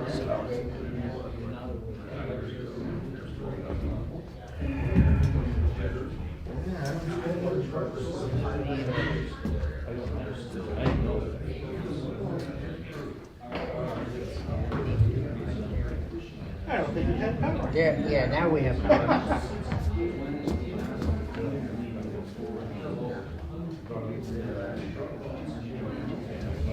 Now we should try. Is it right? There we go. Now we're in my.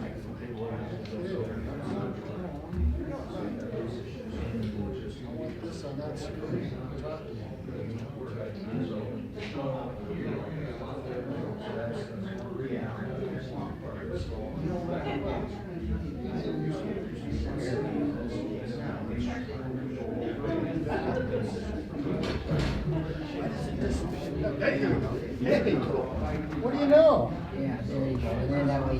Okay. All right. We're in like Flint. Okay, we're starting this bad boy back up again. Okay, we're starting. 1, 2, 3. Here we go. Tim, it's yours. All right. Hey, I'm sorry for the delay, folks.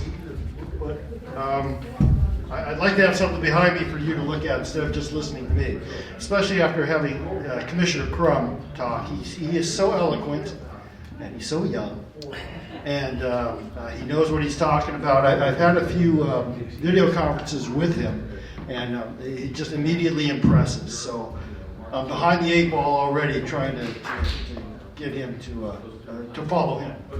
All right, my name is Tim Barto. I am with an organization called the Alaska Policy Forum. I'm assuming that this will be an introduction to you folks of the Alaska Policy Forum. And I'm glad to have the opportunity. Thank you, Mike, for inviting me here. Our executive officer, I'm going to wait a second. Hey folks back there talking.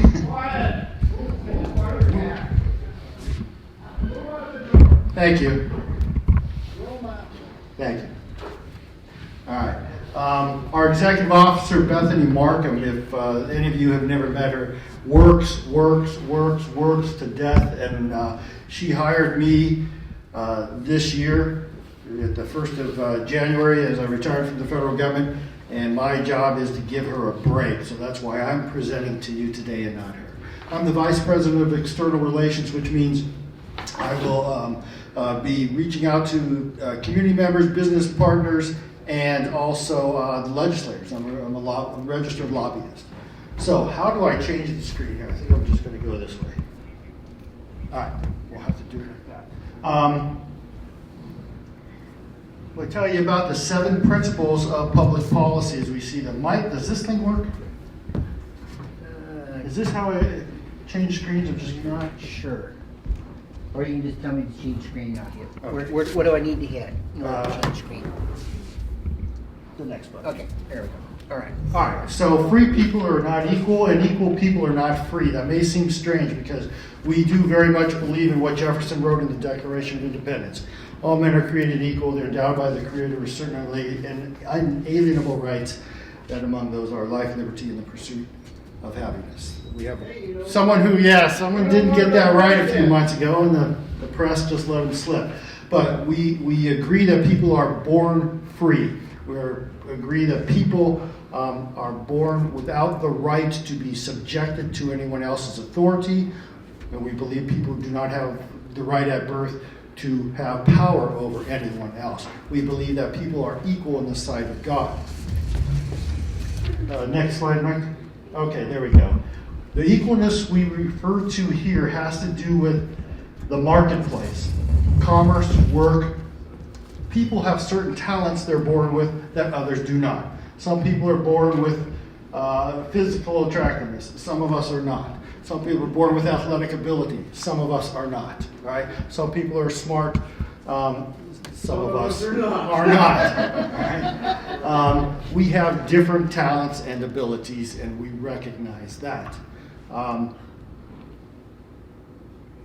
If you want people to be equal, then that has to be done by force. We see that in totalitarian regimes, in forced collectivism.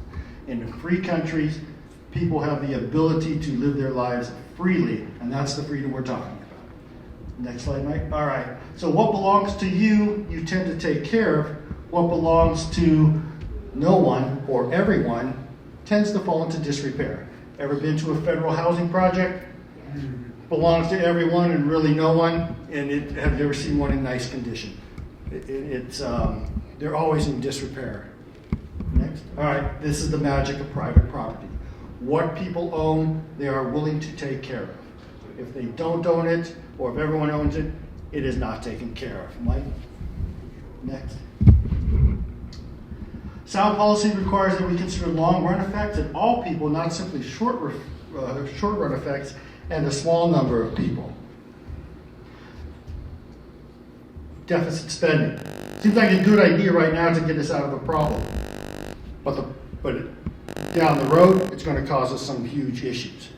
People don't have housing. Housing is provided to them by a government entity. It seems to solve the problem immediately, but it doesn't in the long run, and it costs money in the long run.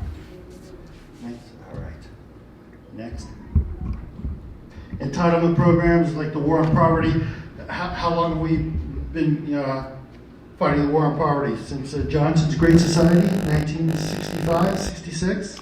How are we doing with that? We've got multi-generations of people living in poverty.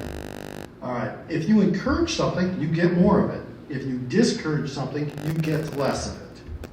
If you want to, if you take money from people in the form of taxes, then they're not going to want to continue to earn money to have their taxes taken away from them.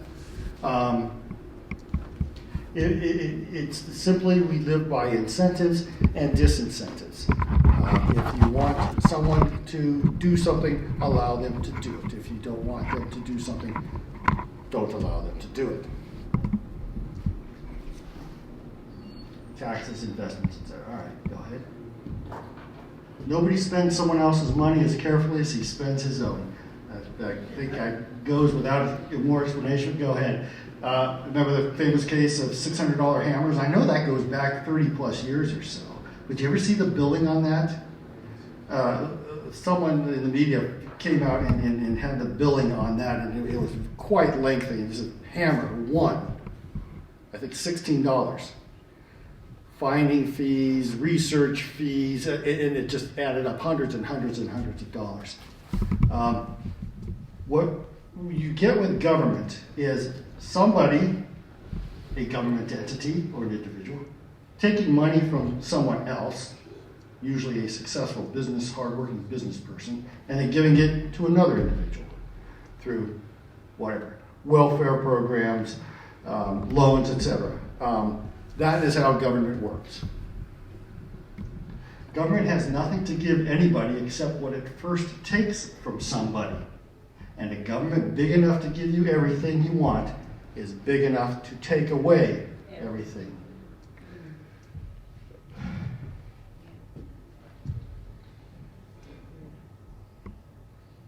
I don't know how else to further explain. Bernie Sanders. You know, yeah. You know, those rights we talked about are God-given rights. Government is there to protect those liberties. Government should be there to protect those liberties. They cannot grant us rights. They can only take them away. That's our view of it. All right? There you go. Protective liberty is not a fountain of goodies. Government was not intended in the United States to provide people with stuff, with things, with ways of life. Obamacare. All right. Liberty makes all the world and the difference. Makes all the difference in the world. Mike next. And we believe in the responsible use of freedom, but under the law. Okay, we're going to follow law, but we want as much individual liberty and economic freedom as possible under law. All right, so let me tell you a little bit more about Alaska Policy Forum. We were formed way back in 2009, and then in 2017, it got revamped. Bethany Markham took over. She used to work for Governor Dunleavy when he was in the Senate. They are actually very close friends. We were in Juneau this week, meeting with legislators, and the governor contacted her. They chat all the time, and said, would you like to come over to the house? And she goes, you want to go to the governor's house tonight? And I said, yeah, I want to go to the governor's house tonight. So it was fantastic. We got there late at night, but it was just the three of us, and we sat and talked, and he gave me a tour of the mansion, and it's fantastic. He pretty much lives there by himself. His family's not there much at all, but if you've never had the chance, it is just a beautiful house. But he is the most no-frills politician you will ever meet. He doesn't like the big parties, and he certainly doesn't like wearing a tuxedo and standing in line and shaking hands as the guests enter the door. That is not Mike Dunleavy. But he lives there, and he lives a fairly Spartan life within this big, beautiful mansion. Anyhow, so Bethany is very dedicated to this policy network. We are a 501c3, which means although we advocate for private business and pro-capitalism, that we are a nonprofit organization ourselves. We don't get any federal money, nor will we ever apply for any type of government money. All our income, the money we use to support our operations, comes from private donations from individuals and businesses who support what we are doing. And there's some envelopes in the back table there on table 11. If you are one of those people, we'd be glad for you to help us out in that regard. It says we're a bipartisan policy reform. I would rather that said nonpartisan policy reform. Hey, we're right of center. There's no doubt about it. We're pro-business. We're pro-individual freedom. We're on the right side of things. we don't make any excuses, and legislators know that. But there are some policies that we're advocating right now that we have Democratic support on because they make some common sense. And so I kind of like the phrase nonpartisan instead of bipartisan. We are a state policy think tank. That is, we don't concentrate on federal level stuff. We concentrate on state of Alaska. Our primary focus is the state legislature. But I like reaching out to community groups and businesses as well, and I want to do more of that. But our primary focus is to influence the legislature and the governor's office. All right. When it comes to finances, we advocate for a spending cap. We don't want any type of income tax. I'll be blunt about that. We don't want any type of taxes, to be honest with you. If we can, we'd like to lower taxes. Do you want to get more of, you incentivize, you know. We want the budget reduced. We want spending reduced instead of taxes increased. We advocated for COVID business liability. There's three things we're talking about right now with legislators. It's not exclusively, but primarily. COVID business liability. That is, we want businesses who have been hurt by this pandemic, hurt by government institutions mostly that are shutting down their businesses, to be able to conduct business without the fear of being sued.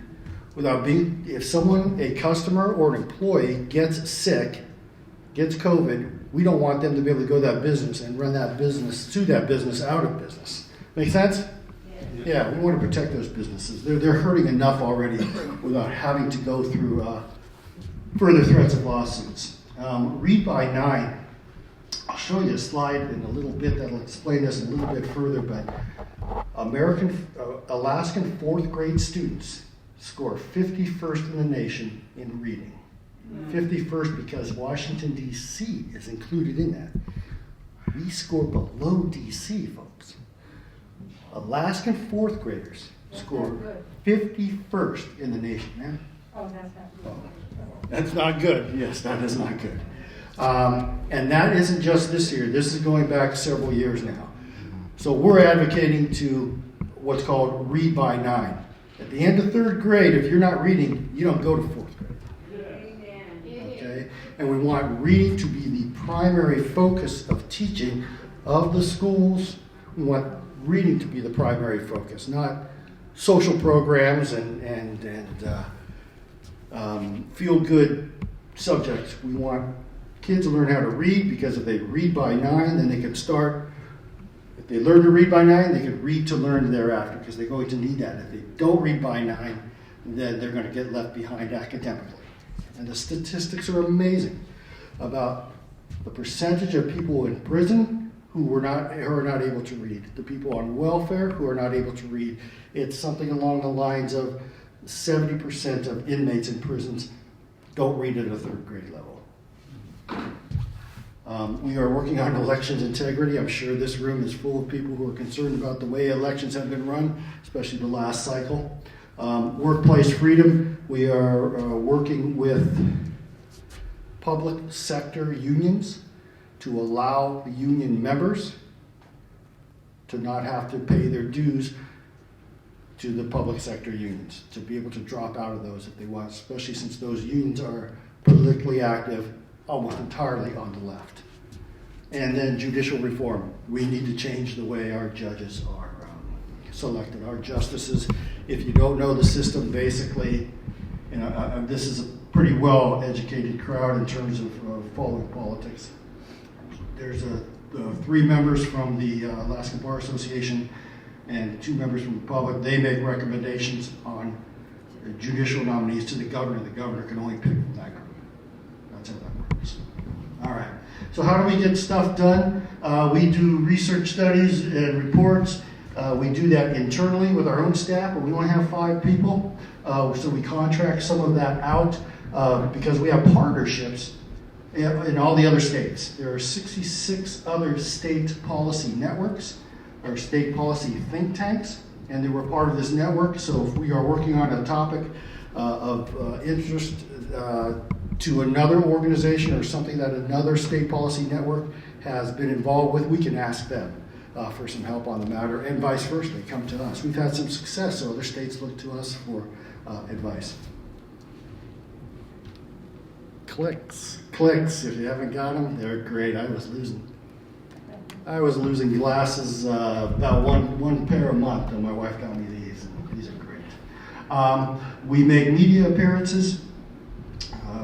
Bethany has made several appearances on Dan Fagan, Mike Porcaro, and any other radio show that will have her on television, and then we write op-eds. We just had an op-ed published in the Daily News this week. We do events like this, and we do a lot of events with donors, with people who want to support us financially and do support us financially. And then policymaker interface is that lobbying I told you about. And that's our primary focus right now. All right, you can follow us through our website, alaskapolicyforum.org. We are on Facebook and Twitter. I don't do that stuff. You need to get on Gab. You guys need to get on Gab. Gab. GAB. GAB, says Mike. All right.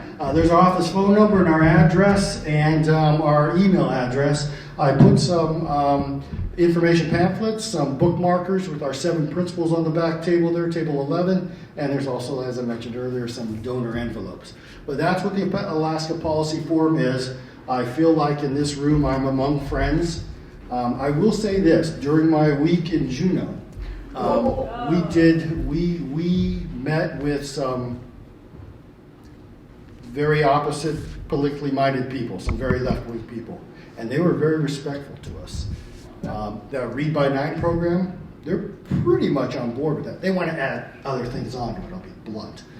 But they're on board with stuff like that. And I think our organization has a pretty good reputation, mostly due to the hard work of Bethany Markham. But we are able to reach across the aisle, and we want to be able to do that. We don't want it to go exclusively on the Republican side. We pretty much have that group, the hardcore conservatives support us, but we don't want to just appeal to that group. Are there any questions? Yes, sir. I'm sure everybody in this room would love to see the Dominion voting machines disappear from the state of Alaska. I'm just wondering how, from your perspective, how realistic does that seem to be? I have no idea. I'll just have to be honest with you. Yeah. We are starting to look at what we want from the election reform, and we're going to concentrate on that harvest balloting and the mail-in ballots, not the requested ballots, but just sending mass ballots out to everyone. And I know it was done under COVID, but man, we've crossed the Rubicon with that, we're afraid. So we're going to concentrate on that. I can't answer that about the Dominion thing. Yes, sir. How much are you how actively are you involved with, say, the bills SB 14 and SB 39, all the election reform, the judge reforms that are going through the Senate right now? Have you taught when you were there in your week? Was that part of your conversations, or did you guys just focus on budget? No, the legislature is pretty much right now focused on budget and then secondarily COVID-related stuff. But the judicial reform was important. We met with Mike Schauer. He's really pushing that, Senator Schauer. And so we had some conversations on that, and we're following. I spent quite a bit of time yesterday following the hearings of the Judicial Committee. Yes, sir. What would you recommend that we do to support some of these reforms? As an example, getting rid of the machines that are obviously a problem. What can we do as individuals to further the thinking on that kind of thing? It's going to sound tired, but let your legislators know. It really comes down to letting your legislators know. We sort of advocate for that because we know a lot of people don't want to or don't know how to do that, but simply get your voice out there. Write the op-ed, write to the paper, call your legislator, let them know. Once they start hearing it, because I didn't think they really listened to that, to be honest with you, before I started getting involved with this, and I found out they do. When they start getting call after call after call saying, we support this or look into this issue, they start to listen. So. Can I say something else? about that also. Yes, ma'am. Mike Showers did a Facebook watch this past week, and he said that is what he had gotten with this election reform was they were all very negative form letters. And he said, don't send form letters. Send personal letters, send personal emails, call them personally, all your legislators, let them know, but don't do the form stuff because if they read one, they've read 100. They don't want to hear that. They want to hear from the people what you think, how you feel about it. Do it as an individual, not as a form letter type of thing. Good point. And call them. You know, and what Senator Shower says is he's up to his ears in alligators, but his staff and Shelley Hughes and Tillman, I believe, their aides will talk to you. They'll get back to you if they can't answer the phone at the time. But get a hold of them and let them know how you feel, because all it does is give them more ammunition to get this crap taken care of. Exactly. Thank you. And I should have specified that. It's not the form letter. It's I a just wanted personal discussion. introduction. Yeah, it's a personal introduction. You're very correct. And all the folks you mentioned, Showers, Tilton, Hughes, good folks. Yeah. Good They're folks. great. Good, solid, conservative folks, and great staff. They have some wonderful staff members. Thank God they got their staff back this year. Yes, yes. Shelley Hughes has a young man I met when I was down in Juneau, and he just came from the RNC. Yeah, sharp young man. Holy smokes. I got to tell you a quick story, because you mentioned Channel 2 earlier, right? Or someone did.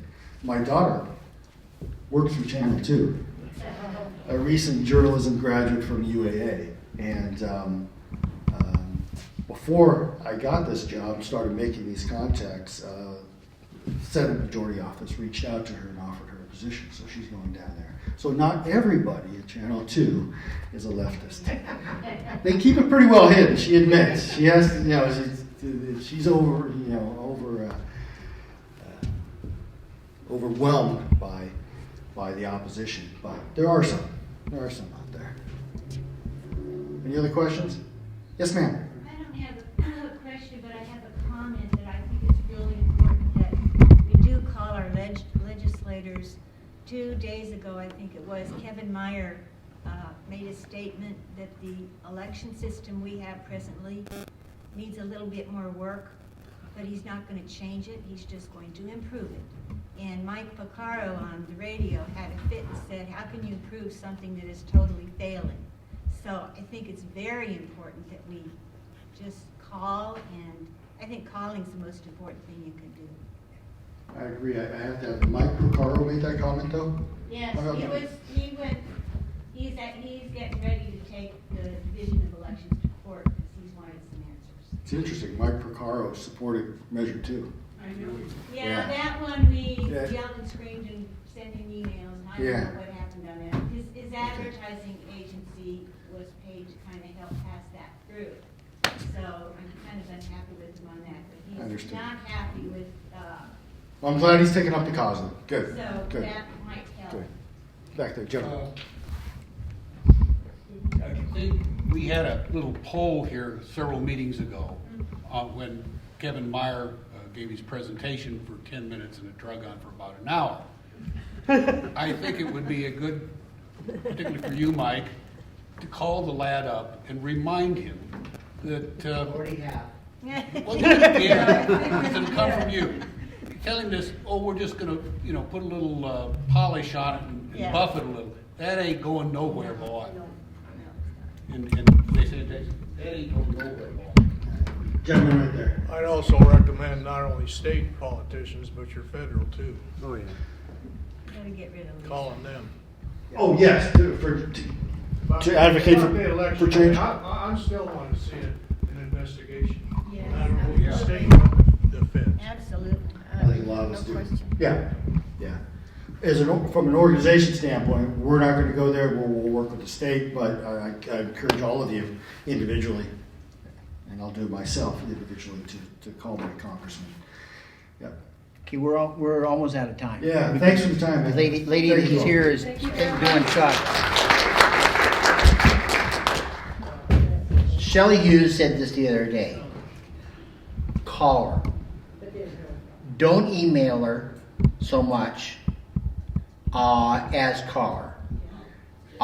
What I ran into the other day was that because I testified on SB 56, and she had never read my email. And that email was sent out like a week and a half prior to the committee hearing. So she's just, by all means, send the emails. And when you call her and you talk to the staff, let them know that you sent an email. You know, because otherwise it gets lost in the, in the thousands that she gets. And on the form, what we're running into is that there's maybe an issue that's going on. The number of emails that they get from outside, it would blow your mind that these people from the outside think that we're a cheap date, and they can put pressure. And I was working on one bill one time, and I saw the emails that were coming in from the lower 48, just completely opposing everything I was trying to do. And the nice thing about it was there was a few of these came from Democrat legislators, said they just completely blew them off because they were from out of state. So when you do forms, a lot of those form letters are out of staters. So that's why, so if they see a form letter, even though it's in state, they're not going to be taken up on that as well. So again, call them. Shelley, Mike Shower, Mia Costello. And her staff is phenomenal. And Mia is phenomenal. So I've testified, in her committee as well. And she is a hardcore listener. I remember when I was in the Air Force, we were taught about active listening and passive listening. She is an active listener. So that's that.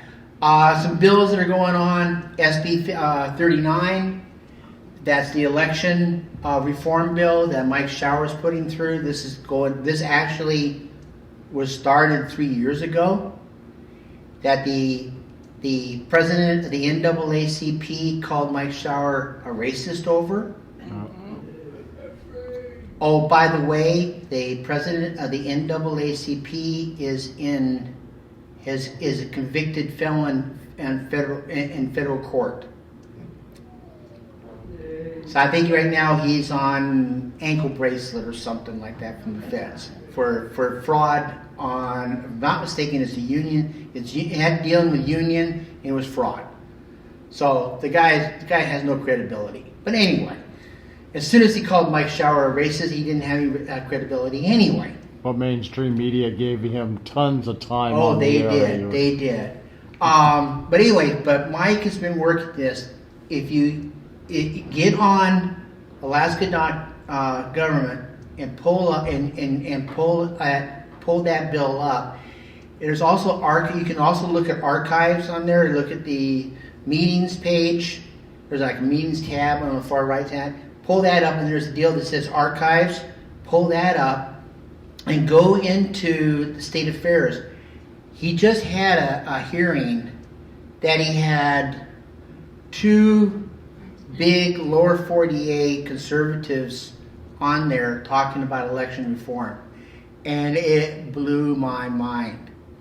And what really the one gentleman brought up was that they had by name people that were dead, people that were voting in state and out of state, people that were voting twice or more in state that they've given to the Division of Elections for years.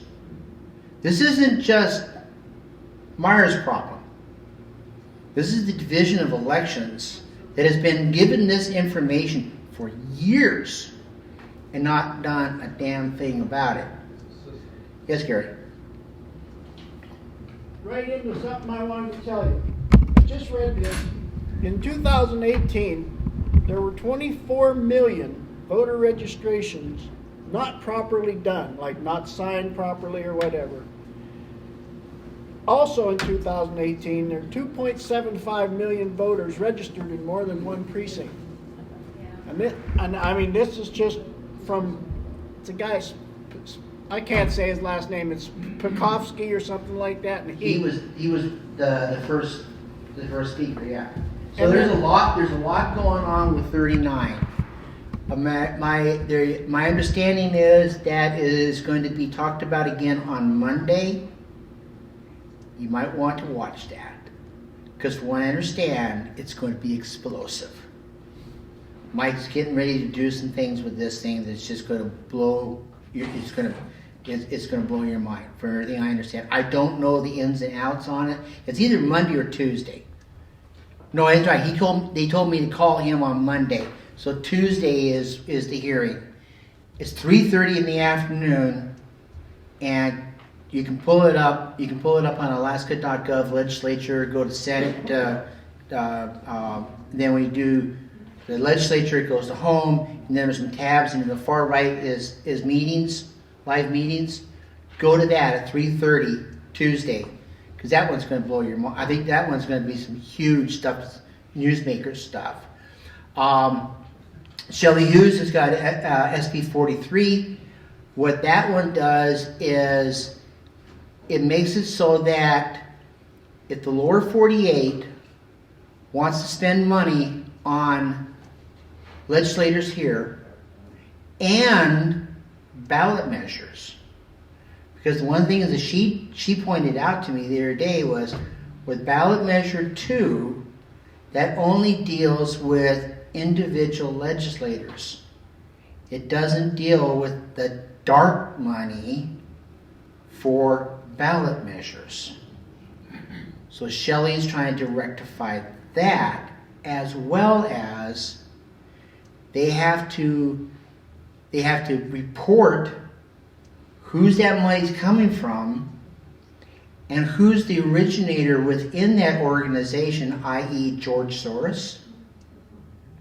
And then that individual legislator or that entity that's doing that ballot measure, they have to then report it as well. So they get a double whammy on it. So that one's going to really hit them hardcore. We got ballot harvesting. That one's a huge one. That's within, I think that's within Mike's. I did a detailed dive into SB 39, and I wrote a 4-page deal on different sections in it. And I was talking to his staff. A lot of my questions and ideas actually made it through and was put into the legislation, the new changes. He didn't tell me what, but and then one of them he did tell me that did get changed. There was a section in there about judges. And the way it was written, it basically gave the judges still the ability to decide to change the legislation. Which I went, you got to be kidding me. So I did a deep dive on that, and I wrote it, and that is being changed. So they're going after these judges as well on that. So you got that. There's I think there's SB 14. That's trying to remember which one that is. The judges. The judges. I think that's Mike, isn't it? Mike Shower? I think the Shower, that is his. Yeah, Ryan Holt was chairing it. Yeah, yesterday. and Ryan, and so that one's going to be a big deal too, because we've got to get a handle on the judges.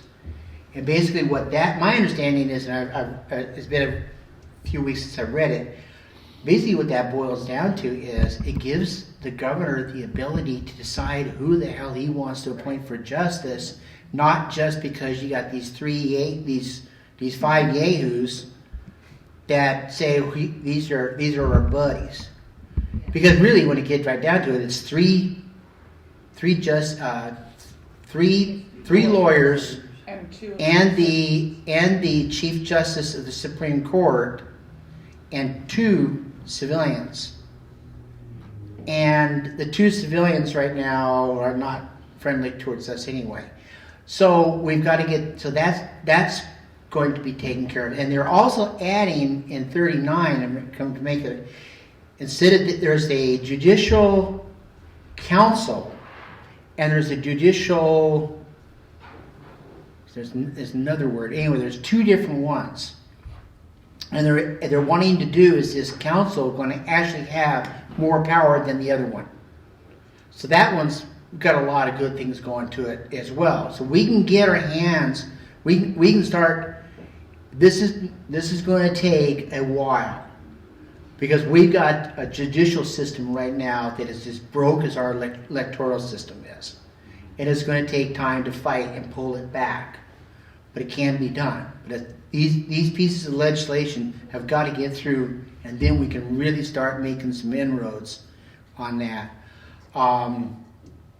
There's another one I ran into the other day, SB 10, which is from Mark Begich, or Tom Begich. And I read that and I went, you got to be kidding me. What they want to do is for essential workers, and they list what an essential worker is. So you got CNAs, you got grocery stores, you got basically lower income type jobs. Your blue collar workers. Lower income blue collar workers. Is that if you're deemed an essential worker, that you would get a grant to go to college or to vocational school. This also includes all teachers and... Which also includes all teachers and those guys. So here's the kicker. What I wrote, and I had testified, because it was really kind of funny. They said that Mia Costello asked Tommy, he says, asked Begich, do you have any opposition to this? And Begich said no. Well, I was the lone person that said not no, but hell no. And basically what I pointed out was, if you've got these essential workers, that means they're working, they're drawing a paycheck, and you have the non-essential workers who are not working. They are the new low income and the new poor. So why aren't they getting help? So, and I saw Mia Costello perk right up on that one. So there's a lot of stuff going on out there. Take the time, take the effort, read up on stuff what's going on. I know it's a lot. You can go to that main page, and there's a deal for bills, and you can pull up all the bills, and there's a whole litany of them. Just scan down through and see it, or by the name of the what the title is, and those titles kind of give you a lot. And so, and pick on the ones that you really kind of picked up on. You're like, whoa, wait a minute, this might be interesting. Or, like I kind of do, well, what's Begich up to? What's Kawasaki up to? What's Bert Edgman up to? Because I always want to look and see what they've got. And then lastly, I'll say, and I want to say this about Tom Begich. My committee hearing where I testified on HB 56, and where I testified for it, I got attacked by Laura Reinbold in that meeting. She thought I was attacking her, which I didn't. I was actually answering a question that she'd had 2 days before, as well as actually it was kind of a backward compliment. She attacked me, and then Tom Begich said, well, people should not be attacking a senator. And he kind of got a little snarky about it as well. Well, you know me, I went through the rough. So I called Tom Bake's office and I said, wait a minute, here's what I said, because I got it written down. I mean, I'm reading this. That afternoon at 6 p.m., I got a phone call from Tom Bakich. He said that he went back and listened to the video of what I had said, and he read my written testimony, which was identical, and he said, you're right, you didn't attack her. I apologize. He did the next thing that I asked him, I said, would you please be so kind in the next committee hearing to say that? He did. So we may disagree with him on policy and some of the things that he wants to do, and he knows that. He knows I will fight against certain things that he's putting forward because we philosophically have totally different viewpoints. But I will give Tom Bakich this. He did apologize to me. And in public. I have yet to get a phone call from Laura Reinbold. So, I mean, she's just got the same. I don't know what it is. But anyway, that's what's kind of going on there. Next meeting, we've got Kelly Shabaka. Everybody know who Kelly Shabaka is? She's the Director of Administration. She is doing a lot of really good things. There's some things that she's doing that are somewhat controversial, like DMV. And her and I have been in quite a close contact on that, and I've really been getting some better information on that. But she's going to be here, so she's going to be presenting what the DOA, the Department of Administration, not dead on arrival, has done in the past, what they're doing today, and what she's trying to do for the future.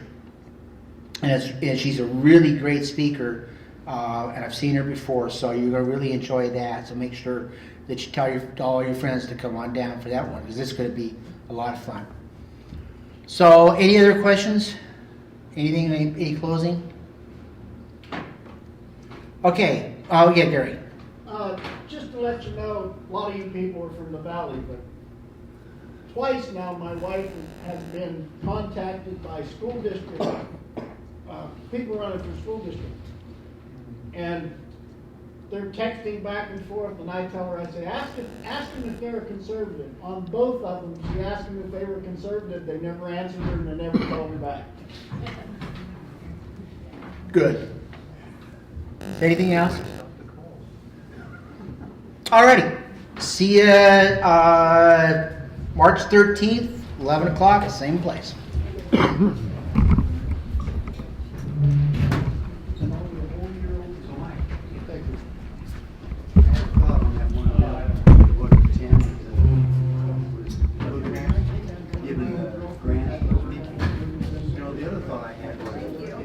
I'm going to hang out here next to Trumpy Bear just for a second, give my final remarks. Very good discussion heard today. It was nice to hear from Commissioner Crum earlier today. He dispelled a lot of myths that are out there, still left open a lot of questions. It was nice to have the Alaska Policy Forum here for the second half of today's meeting. They gave a lot of informative content on what they do and how they're trying to address it down in Juneau. They are really a very nonpartisan group that does a lot of budget crunching and number crunching and giving a lot of policy advice going out there throughout the entire United States, including Alaska. This is the Alaska chapter of the Policy Forum. And together they all do a good job giving us a lot of quality information today that's well worth sharing with fellow Alaskans, so don't forget to like and share. Thank you all for tuning in today and giving us part of your Saturday afternoon. It was wonderful to have you here. Don't forget to go to my website, Politadick.com. Click that support button. every penny goes right back in, whether it's $5, $10, doesn't matter how much you're able to afford. Just go there, make a small donation, and everything goes right back into making sure I can make more events like this one, let alone it just pays for the gas money to be able to drive here and go back. Every penny counts. We all are, this is a fun thing for me to do, but it also costs a lot of money to be able to get around and be able to get the information like I do. So thank you all for tuning in today. Don't forget to like and share. Facebook squeals on you if you don't.